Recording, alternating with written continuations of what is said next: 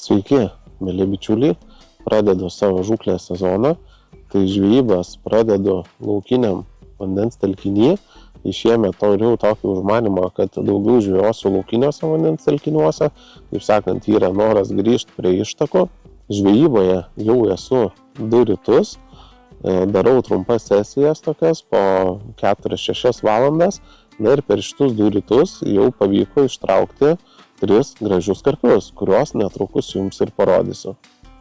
Nieko per daug nesitikėjau, o gavau štai kibimuką.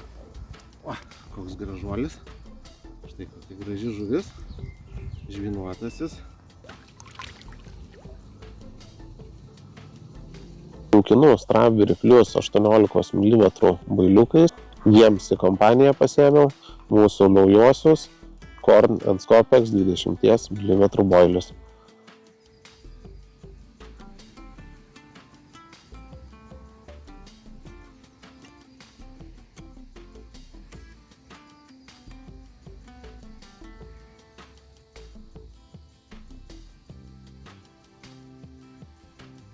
Telkinys, kuriame žvejoju, yra pakankamai gilus, tai man pavyko susirasti, kur iš gylio yra perėjimas į 3-3,5 metro gylį.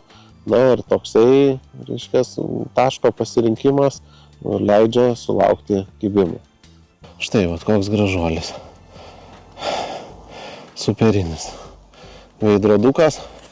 Tai šių metų sezono atidarimas, sakyčiau, su trenksmu. Na, o kibėjai derinukai, tai Strawberry Plus su saldaus kukurūzo pop-up viršūnėlė, na ir Korn & Scopex boilis su Tutti Frutti viršūnėlė.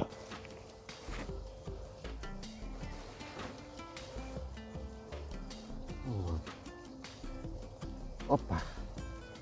Štai koks masaliukas. Braškė plus su saldžio kukurūzo, saldaus kukurūzo viršūnėlė.